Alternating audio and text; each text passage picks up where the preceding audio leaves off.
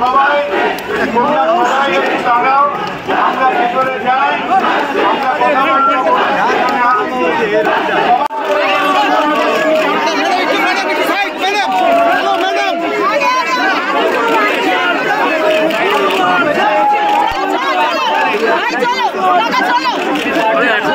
এখনো বাইক শেষ হচ্ছে না।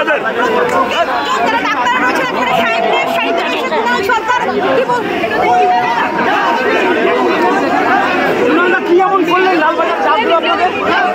কেন ডাকলো লালবাজার? জানিয়েছেন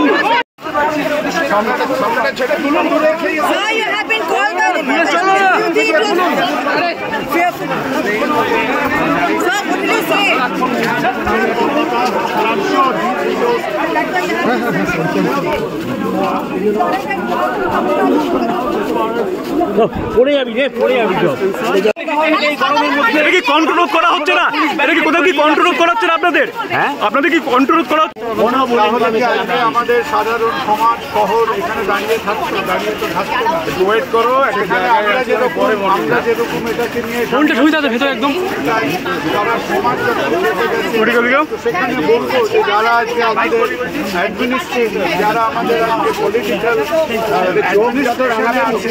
তারাও কিন্তু একটা সময় এসেছে যে মানুষের সাথে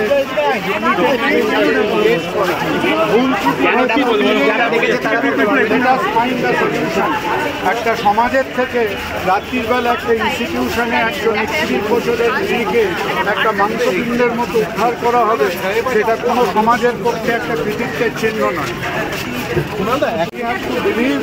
তারাও হয়তো একটা সদর্থক কিছু করবেন, আর করাটা উচিত, কারণ সাধারণ বুদ্ধির মধ্যে বেশ কিছু এখানে মানুষের কাছে তারা ইন্টারাকশন করবেন, ওপিনিয়ন পাবেন, এভিডেন্স পাবেন, এবং আমাদের সাধারণ বুদ্ধিতে যেটা বলে যে এই দেশের একটা মীমাংসা হয়তো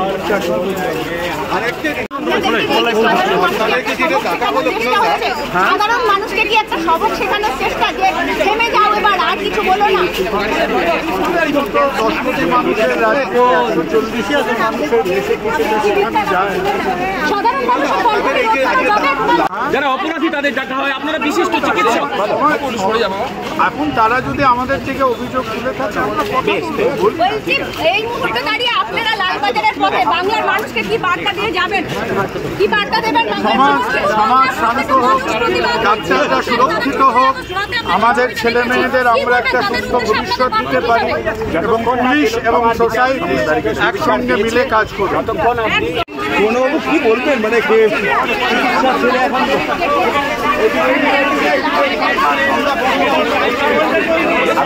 বেরিয়ে বলবো, বেরিয়ে বলবো,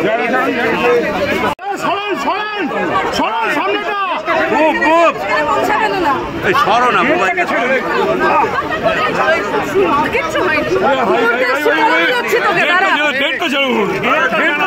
ঢুকতে দে।